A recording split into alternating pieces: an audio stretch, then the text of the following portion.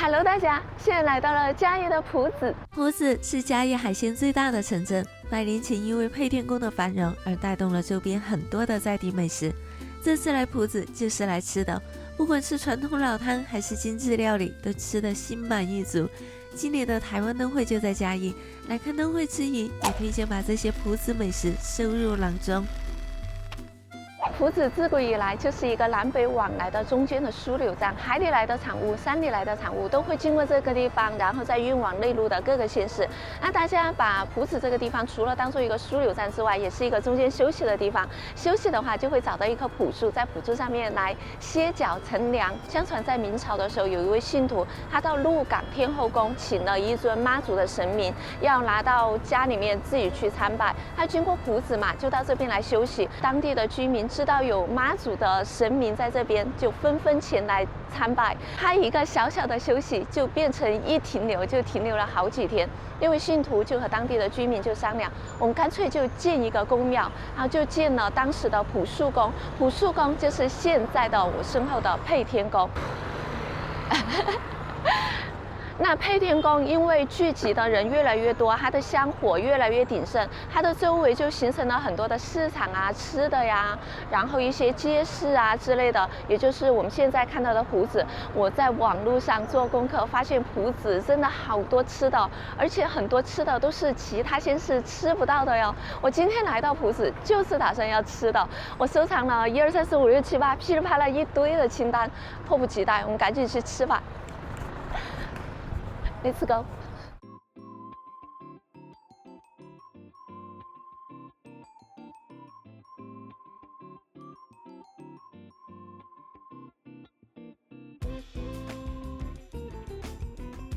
刚刚去买了埔子这边的人气鸭肉饭，真好味。因为它那边是不能内用，只能外带，所以买了过后就到旁边的庙这边来吃一下。到庙这边来吃的话，先给神明鞠一个躬。那边有个位置，我已经看好了，到这边来吃。这一份饭是50块钱，小份的，我觉得它的量好足呀。老板放料完全没有在手软的，都快要看不到米饭了。这个料也太多了吧！它虽然是鸭肉饭，可是它是可以卤肉拼鸭肉双拼，然后配了一个黄萝卜。它酱汁也给的很多哟，看起来就腌得很入味，赶紧来尝一口。可是这个卤肉我可能要挑一下，肥肉我没办法，先吃鸭肉吧。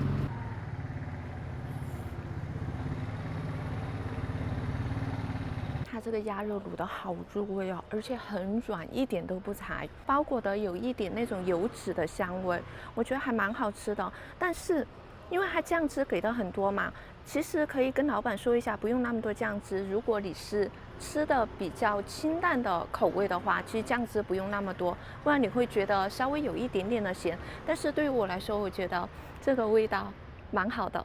一半鸭肉，一半卤肉，看起来泾渭分明，但酱汁的加入又让它们浑然一体。鸭肉不会干，卤肉又饱满，这样的吃法解决了哪样都想来一点的纠结症。再来吃一下它的黄萝卜好不好吃？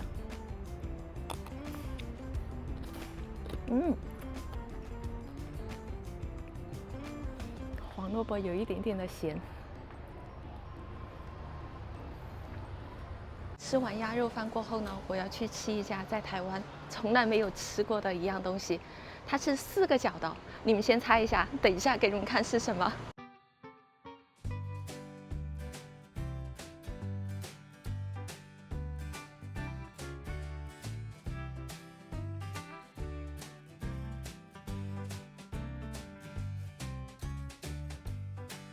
4角跟大家猜的是什么吗？青蛙。因为有4个角嘛，现在先来尝一下。4角鱼就是青蛙，看这个样子还是没剥皮的青蛙，不过皮炸的酥脆，不细看的话也没那么可怕。炸过的4角鱼吃起来像咸酥鸡，焖入羹汤之中后，微甜的羹汤搭配着细嫩的肉质，也像在吃土托鱼羹。我觉得好吃呢，它的肉的口感是介于鸡肉和鱼肉之间的那种口感，吃到后面有一点回甜，可是它的甜不是它这种羹汤的甜哦，羹汤的口感的话是稍微比较浓稠一点点的。这个吃起来因为要煮葡萄，所以稍微比较麻烦一点点。可是我觉得味道好吃的话，真的其他都不重要。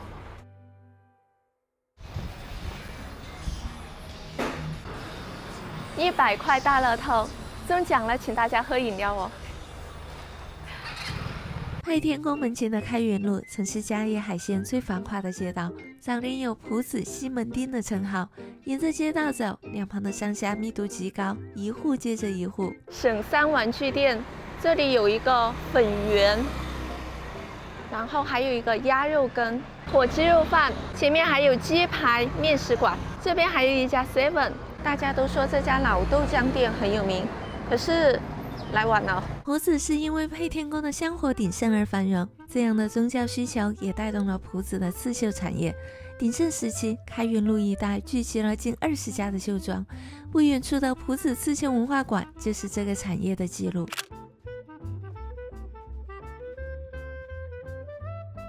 配天宫走过来没多远就是浦子老街，老街嘛，就是以前商业很繁荣的一个地方，所以走在这条路上，你看得到很多老式的一些建筑，然后很多吃的一些银楼啊、一些商号啊、一些药局啊这些，在这边就可以慢慢走一走、逛一逛。可是今天雨下的还蛮大的。也很奇怪哦，又在出太阳，我在这边躲一下雨，我再出去找吃的。从开元街穿进中正路，街道边窄，街屋紧密相连。从高坤府看的话，整条街像一条巨大的蜈蚣，旁边延伸出的小巷就是蜈蚣角。这种错综复杂的街道，抵御了外界的喧嚣，也锁住了浦子最在地的味道。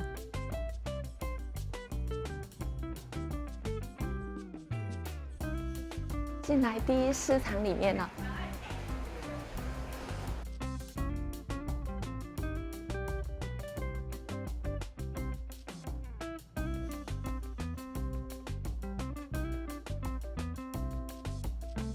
第一市场里面来吃一个春卷，还附有一碗汤。这个汤闻起来应该是柴鱼汤。这个春卷哦，这么大一个，60块钱。它里面最特别的是有包油面，问我有什么不要的，我说都要。先来尝一下，第一次吃嘛，总要什么都来一点。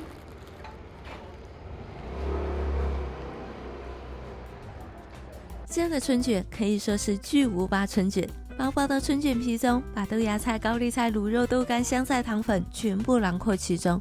最关键的是还有油面，第一口咬下去非常扎实。这种味道我可以，还加有糖粉。然后那些菜有一点咸咸的嘛，一点糖粉，吃起来就是咸甜的，我觉得还蛮搭的，很对我的口味。春卷里面卤肉的咸香，让看似清淡的春卷吃起来厚实有味。散入的花生糖粉提升了蔬菜的鲜脆，我觉得是值得尝试的。这家店是开了80年的老店，它除了卖这个春卷，还有卖一些冰啊、一些饮料之类的。可是我觉得到他们这边来，很多最主要的目的就是要买他们的春卷吧，好吃。吃完春卷后，不要急着离开，再去吃一吃旁边的麻薯。这家麻薯绝对会在你的麻薯宇宙中占有一席之地。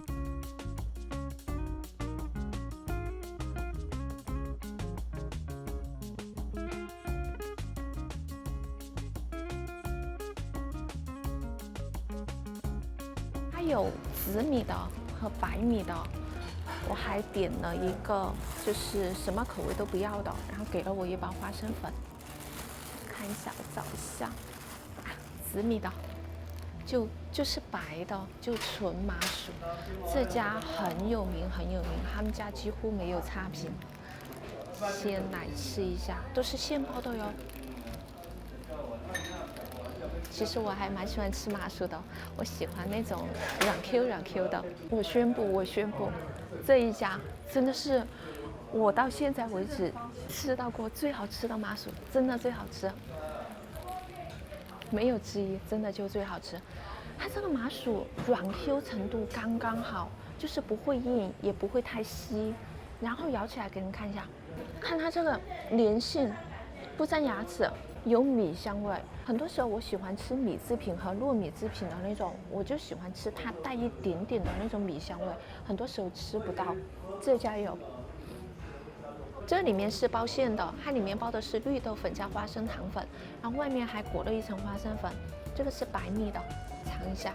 不同于市面上千篇一律的甜，麻薯冻的招牌口味是略带咸味的，咸味来自于微咸的绿豆，再混入一些花生糖粉。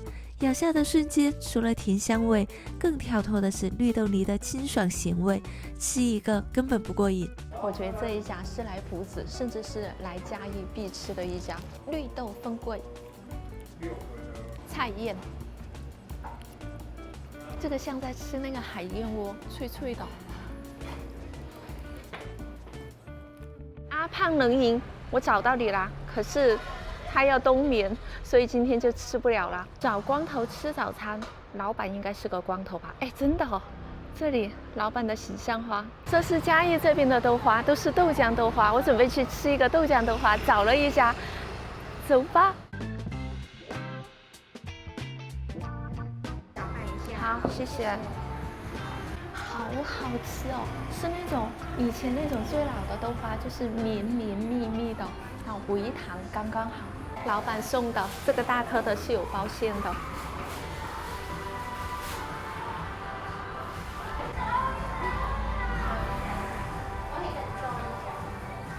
吃完豆花，正在犹豫晚餐要吃什么的时候，搜到附近有一家红油抄手。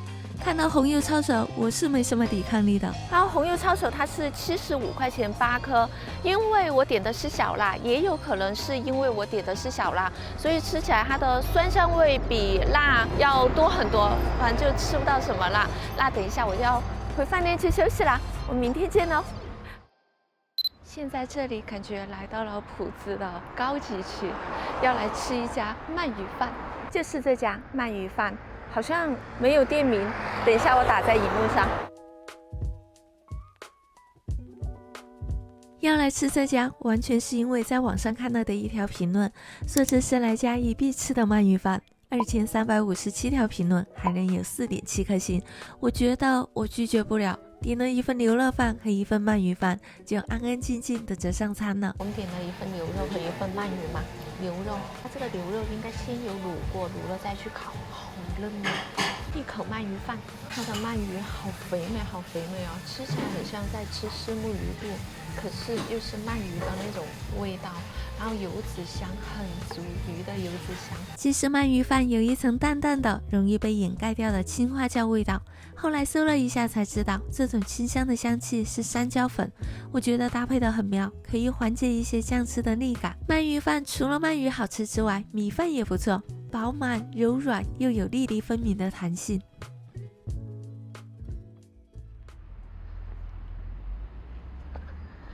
暂停对外开放了，好像是搬家了，搬到其他地方去了。我简单介绍一下，我现在是在普子艺术公园。为什么要叫艺术公园？是因为有一个梅林美术馆。梅林美术馆不是那个地名的梅林哦，它是吴梅林先生，里面有收藏他的一些画。然后这个公园还蛮大的，然后里面有神社，那个神社也保留的比较完整，有石狮子啊，还有神社的那个门楼的那个东西，然后还有参拜的台。走累了可以到这边来休息一下，那我就继续往下一个地方了。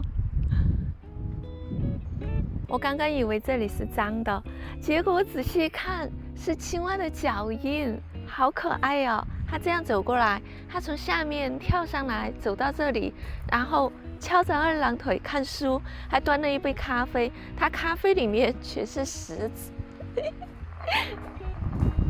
这里的青蛙好可爱哟，它手上拿的是冰淇淋吧？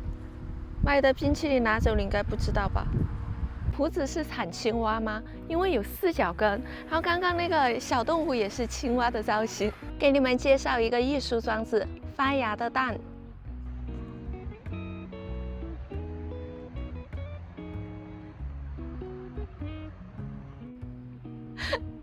摄影师还要玩一下前景。我现在来到了水稻头后面那个就是水塔，就是水稻头。为什么要叫水稻头？因为以前日本的时候是把自来水管里面的水叫为水稻水，所以这个水塔就叫水稻头。这个是嘉义朴子这边比较有标志性的一个建筑。那在我的这边就是海线最大的一个日式建筑群，这个是以前学校老师的宿舍，然后现在改建成了一些文创类的。它里面有一家很漂亮的咖啡馆，我要去坐一坐。每一集不能没有咖啡馆，是不是？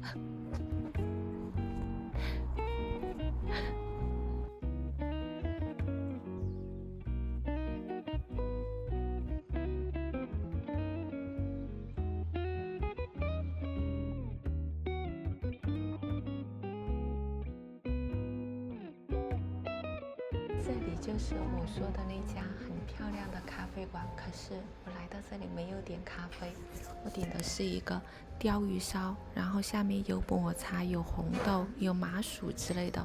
这是一杯清茶，清茶就没什么好介绍的吧。然后我要来吃一下这个。如果你很喜欢猫，那这家就会很对你的喜好；如果你是还好，那这家真的就还好。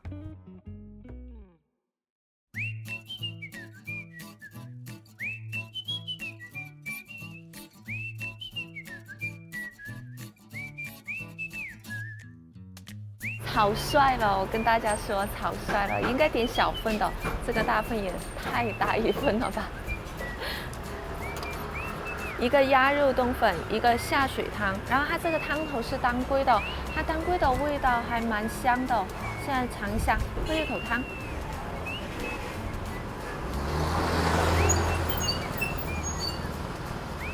汤头好浓郁，好浓郁哦，然后回甘回醇的那种味道。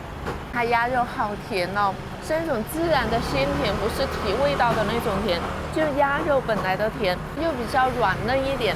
它是烟熏过的，这个我喜欢。下水汤更好喝，因为下水汤没什么油。鸭肠，它鸭肠可以单独点一份哦，好脆哦，好吃到刚刚我去加了一份鸭肠。加了一份鸭肠来了，我直接倒下去哦，直接倒在我的汤里面。哇，等一下，先尝一下白味。哦，这怎么那么好吃哦？好新鲜哦，甜的。再蘸一下酱。不要蘸酱，就这样吃。鸭肠好甜哦。在拍啊？啊。我有看你的啊。啊，真的啊？你从大陆来的吗？对对。可是你已经小吃吃的全台湾都吃了，我就是看你的，我们还故意骑重机从台北骑到那个万丹。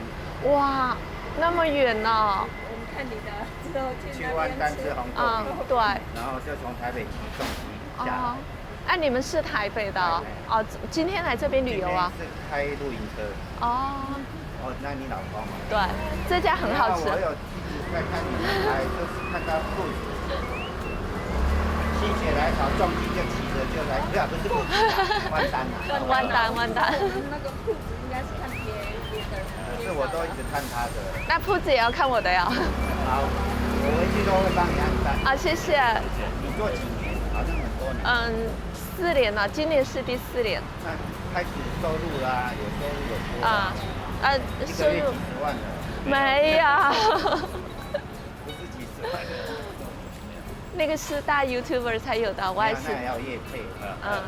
光 YouTube 应该没那么多钱。对。好，拜拜。拜拜，玩得开心。我们已经出来4天了。哦。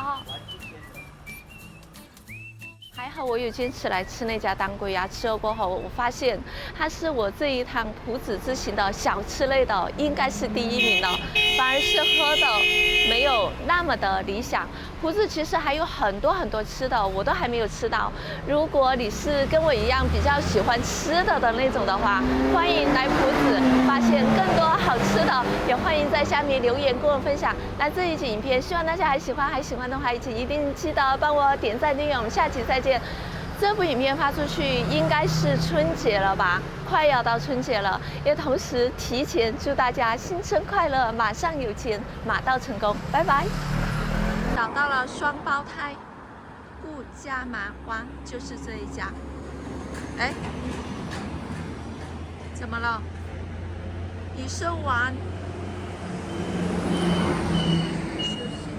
有一点失落，因为说他们家是双胞胎界的天花板，老板又这么强烈的推荐他们家，没有吃到，我真的有一点遗憾。